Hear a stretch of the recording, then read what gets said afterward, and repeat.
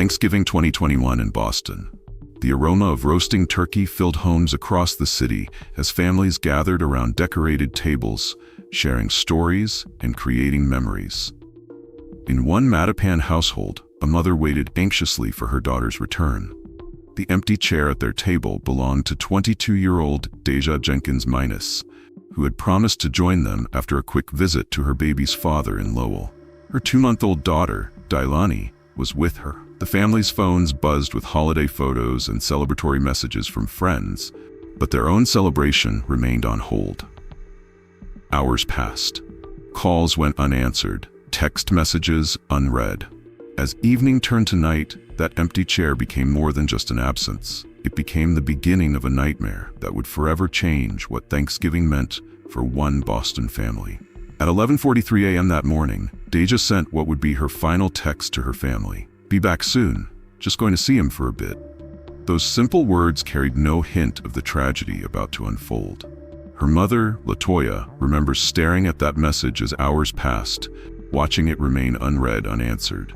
The phone's location tracker showed Deja at an address on Llewellyn Street in Lowell, the home of Leonard Robinson, her baby's father, a man who, just weeks earlier, had publicly questioned his paternity on social media, a man who was supposed to be monitored by GPS due to pending gun charges, a man who would soon become the prime suspect in a case that would shock the entire Boston community. Stories like Deja's often go untold, hidden behind holiday celebrations and perfect social media posts. But these are the stories that need to be heard. Stories that could save lives, change perspectives, and prevent future tragedies. That's why our channel exists, to shed light on these crucial narratives that impact real families and communities. Many of you watch these videos, absorbing these important stories, but haven't joined our community yet. By subscribing, you're not just following a channel, you're supporting our mission to raise awareness about domestic violence and its devastating impact on families. You're helping us reach more people with these vital messages that could make a difference in someone's life. Today's story is particularly challenging as we examine how a young mother's life was taken on what should have been a day of gratitude and family celebration. If you're ready to learn more about Deja Jenkins-Minus's story and understand how this tragedy unfolded, stay with us. Your attention could help prevent another family from experiencing such heartbreak. Born on February 15, 1999, in Boston, Deja Jenkins-Minus embodied the spirit of community engagement from an early age. As a dedicated member of the Dorchester Eagles Pop Warner cheerleading program, she didn't just participate, she inspired younger girls to join and mentored them through their routines. Her energy was infectious at the annual Boston Caribbean Festival, where she danced as a masquerader, celebrating her heritage with pride and joy. Academically, Deja stood out among her peers at Jeremiah Burke High School. Her induction into the National Honor Society wasn't just an achievement, it was a testament to her determination. While maintaining her academic excellence, she pursued independence with remarkable drive. She earned her driver's license early and secured employment, demonstrating a maturity beyond her years. What set Deja apart wasn't just her achievements, but how she used them to lift others. She often tutored struggling classmates, sharing her knowledge with patience and understanding. Her involvement in various school initiatives showed a young woman who understood that true success meant helping others succeed alongside you. Those who knew Deja best describe her as radiantly optimistic, with a smile that could light up any room. Her mother, Latoya, remembers her as a very uplifting young lady whose presence brought instant joy to those around her. She carried herself with a quiet confidence that drew others to her naturally. Beyond her academic achievements, Deja harbored dreams of building a career that would allow her to provide a stable future for her daughter. She had begun exploring educational opportunities in early childhood development, inspired by her own journey into motherhood. Her friends recall how she would light up when discussing her plans, always including her daughter Deja in her vision of the future. Her work ethic stood out to employers and teachers alike. She balanced multiple responsibilities with grace, maintaining her grades, working part-time, and later caring for her newborn daughter. Even during challenging times, she maintained her characteristic optimism, approaching obstacles with determination rather than defeat. The bond between Deja and her mother, Latoya, went beyond the typical mother-daughter relationship. They were confidants, sharing daily conversations about everything from life goals to simple moments of joy. Her father, Lamont Jenkins, beamed with pride when speaking about his daughter's determination to create a better life for herself. Within her extended family, Deja played the role of connector, bringing relatives together during celebrations and casual gatherings alike. Her cousins often sought her advice, drawn to her wisdom and ability to listen without judgment. During family events, she was known for her talent in diffusing tension with well-timed humor and understanding. Her impact extended beyond blood relations. Friends from Jeremiah Burke High School still speak of her kindness, how she would share her lunch with classmates who had none, or stay after school to help others with their studies. One friend recalled how Deja organized a surprise birthday celebration for a classmate whose family couldn't afford one, demonstrating her natural inclination to care for others. In early 2021, Deja met Leonard Robinson, known in Boston's rap scene as Po' Boy D. Rose. Their initial connection sparked at a local music event where Robinson was performing. Friends remember how Deja was drawn to his charismatic stage presence and ambitious dreams in the music industry. Their courtship moved quickly, with both sharing their growing relationship on social media. Robinson portrayed himself as a rising artist trying to make his mark in Boston's competitive music scene. To those watching their story unfold online, they appeared to be a young couple building their future together. He pursuing his music career, she supporting his dreams while maintaining her own independence. The couple began appearing regularly at local music events together, with Deja often promoting Robinson's performances on her social media accounts. Their relationship seemed to represent everything young love should be: supportive, passionate, and full of promise. Their Instagram feeds painted a picture of young love flourishing, matching outfits at music events, romantic dinner dates, and excited preparations for their baby's arrival. Robinson frequently posted about his growing music career, with Deja appearing in his videos and supporting his performances.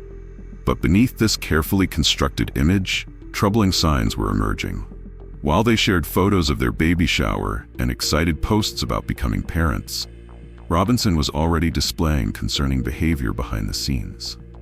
Court records revealed he was facing 2 pending gun cases in Suffolk Superior Court, a fact absent from their polished social media narrative. Their online presence showed no hint of the tension building between them. Even as Robinson wore a GPS monitoring device, their posts continued to portray happiness and success. Friends later admitted noticing subtle changes in Deja's demeanor, though her social media maintained the appearance of a perfect relationship. In September 2021, Deja welcomed her daughter Dailani into the world. The birth brought immense joy to both families, with Deja embracing motherhood with natural grace and dedication. Those close to her observed how she seemed to bloom in her new role, approaching each day with renewed purpose and determination. During Dailani's first weeks, Deja documented every milestone: first smile, first bath, first outfit changes. She created a special album on her phone titled My Greatest Blessing, filling it with daily photos and videos of her daughter. Her mother Latoya noted how Deja would spend hours just watching Dailani sleep, planning for their future together. But the joy of new motherhood was soon overshadowed. In October 2021, just weeks after Dailani's birth, Robinson began a public campaign questioning his daughter's paternity. His social media posts shifted from proud father to accusatory, demanding DNA tests and making inflammatory statements that garnered attention across Boston's local music scene. These public declarations weren't just social media drama. They represented a calculated form of emotional abuse. Robinson would post loving father content one day, only to follow with hostile paternity accusations the next, creating a psychological roller coaster for Deja during her early postpartum period. The impact of these claims extended beyond social media. Deja's friends reported her becoming increasingly withdrawn, constantly defending herself against whispers and speculation. While she maintained her dignity, never publicly responding to his accusations, private messages to friends revealed her growing distress over the situation. At the time of Deja's death, Robinson was already deeply entangled with the legal system. He faced 2 active gun cases in Suffolk Superior Court, serious charges that required him to wear a GPS monitoring device. The court's decision to allow monitored release, rather than detention, would later face intense scrutiny. The GPS bracelet tracked Robinson's movements, providing a digital record of his activities. Court documents revealed multiple violations of his monitoring conditions in the weeks leading up to Thanksgiving. Yet he remained free. The system designed to protect the community had shown concerning gaps in its effectiveness. These legal troubles contrasted sharply with his public persona as an aspiring musician. While performing at local venues and promoting his music, Robinson was simultaneously navigating a complex web of court appearances and monitoring requirements. This duality would later prove crucial in understanding the events that unfolded. At this point in our story, I need to pause and address something important. Many of you watching might recognize warning signs from your own experiences or those of someone you know. Domestic violence often escalates gradually, hidden behind perfect social media posts and public appearances. We're creating a space in our comments section for an important discussion. What warning signs do you think society often misses? How can communities better support young mothers facing similar situations? Your insights could help others recognize dangerous patterns before they escalate. If you're experiencing similar situations or know someone who is, remember that help is available. We've included contact information for domestic violence hotlines in our description below. Your story matters, and your life matters. Thanksgiving morning began with promise. At 11:43 a.m., Deja dressed Deilani in a special holiday outfit, capturing photos of her daughter's first Thanksgiving. She packed the baby's essentials, telling her mother she'd return in time for their family dinner. Security cameras captured Deja arriving at Robinson's Llewellyn Street residence in Lowell around noon. She carried Deilani in her car seat along with a diaper bag. A neighbor reported seeing her enter the house, noting how she smiled and waved, a final gesture of her characteristic friendliness. GPS data from Robinson's monitoring device placed both of them at the residence until approximately 2 a.m. the following morning. During this time, Deja's phone showed no outgoing calls or messages, unusual for someone who typically maintained constant contact with family. As afternoon turned to evening, Deja's absence at the family Thanksgiving table became increasingly concerning. Her mother, Latoya, knew something was wrong when repeated calls went straight to voicemail. This was completely out of character for Deja, who always maintained contact, especially on holidays. The family's texts grew more urgent. 1 p.m., dinner's almost ready, when are you coming? 3 p.m., please call us back, we're worried. 5 p.m., at least let us know you're okay. What made the silence more alarming was Deja's usual pattern of sharing holiday moments.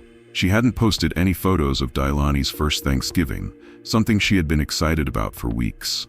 The family dinner sat untouched as concern turned to fear. By evening, Latoya's maternal instinct turned to action. Using her phone's tracking capabilities, she located Deja's device at Robinson's Llewellyn Street address.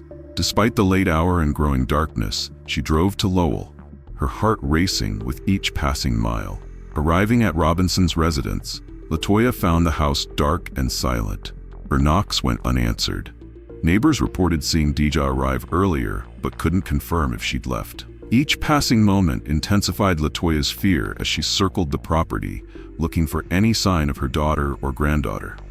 Local police initially hesitated to enter the property without clear evidence of danger. Latoya persisted, explaining her daughter's reliable nature and the unusual silence.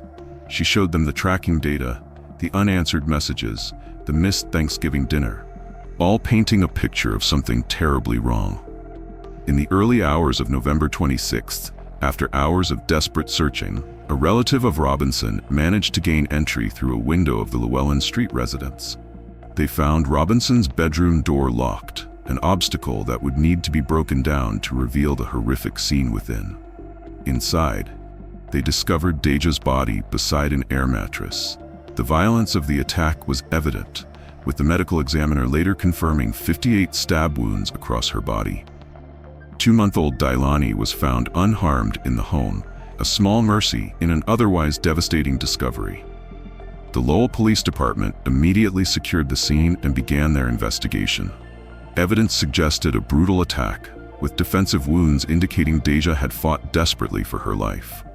Her final moments were spent protecting her daughter, a testament to her devotion as a mother, even in the face of unimaginable violence. The Lowell Police Department's investigation revealed a scene that spoke to both violence and desperation.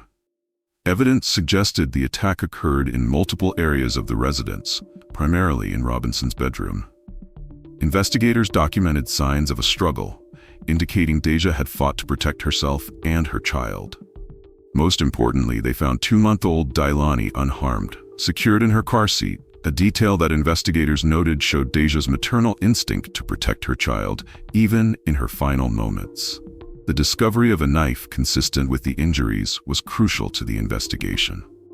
After the attack, Robinson's movements revealed calculated attempts to evade detection. The GPS data showed him leaving Lowell and traveling to various locations throughout Boston. He made multiple stops in different neighborhoods, possibly attempting to establish an alibi or dispose of evidence. His final tracked location was in Boston's Mattapan neighborhood, where at 4:56 p.m., he made the deliberate decision to cut off his GPS monitoring bracelet. This action demonstrated consciousness of guilt and triggered immediate alerts to law enforcement.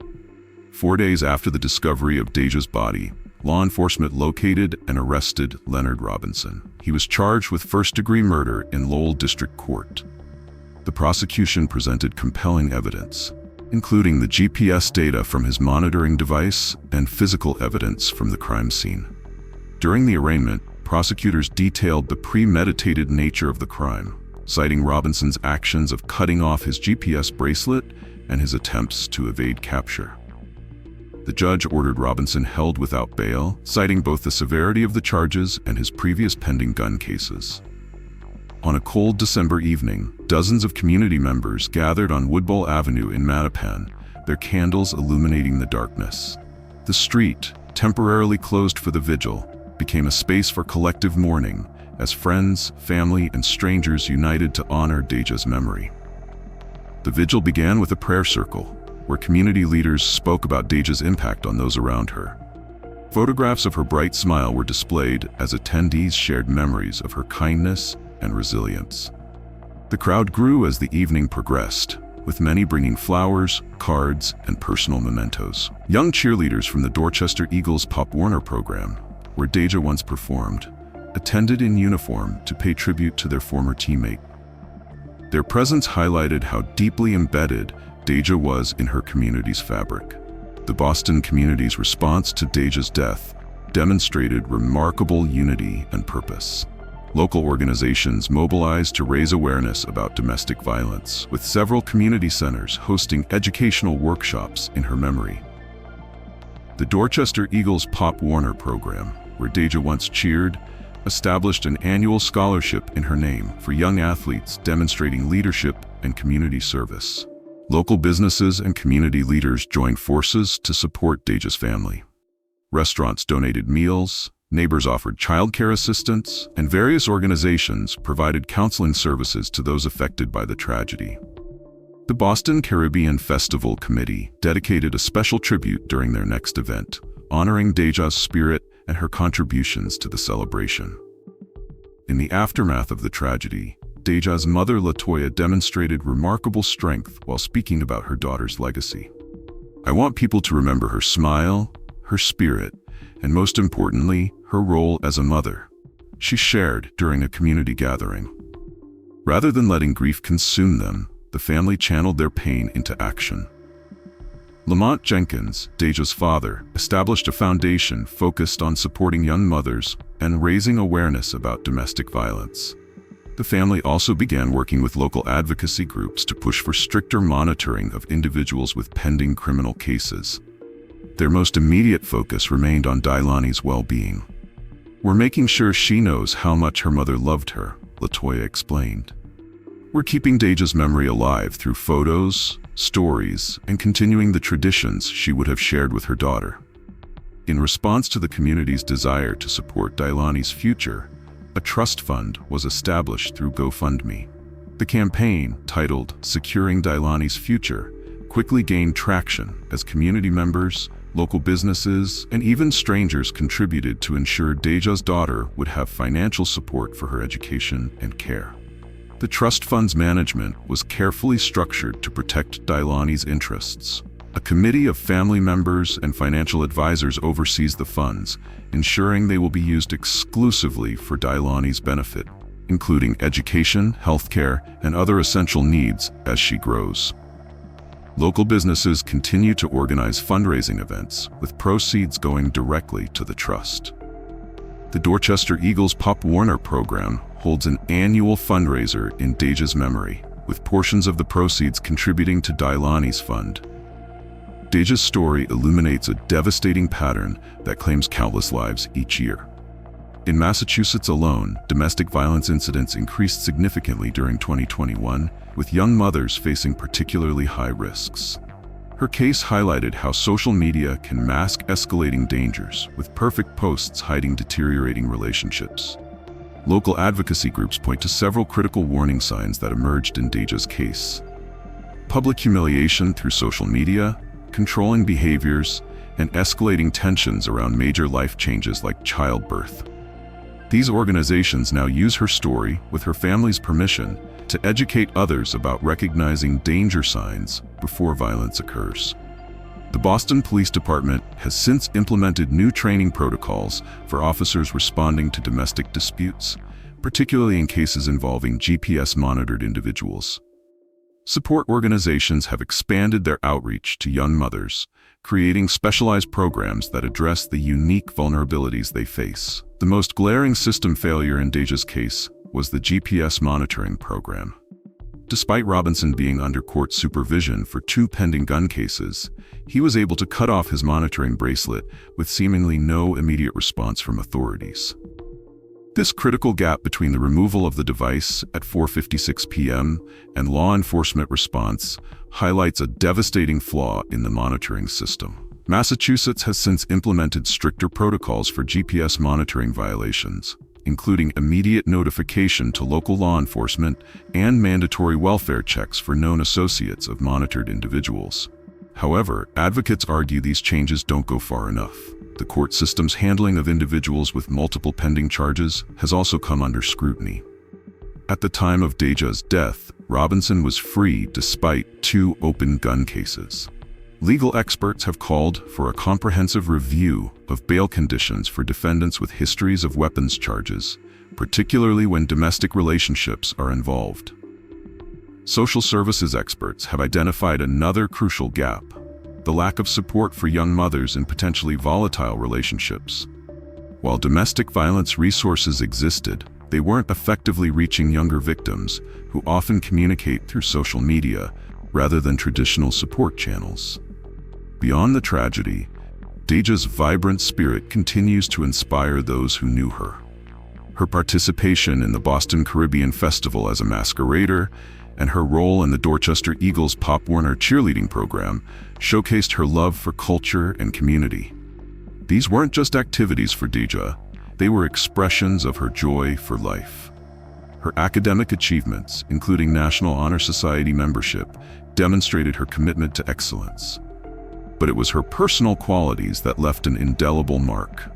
As her mother LaToya described, she was a very uplifting young lady who brought light to every room she entered.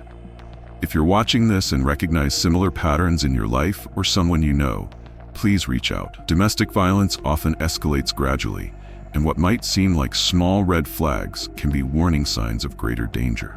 The National Domestic Violence Hotline is available 24/7, and your call can remain anonymous. To honor Deja's memory, let's continue this conversation in the comments below. Share resources, support organizations, or your own stories of survival. Remember, speaking up could save someone's life. If you found this story impactful, please consider sharing it with someone who might need to hear it. Subscribe to join our community dedicated to raising awareness and preventing similar tragedies.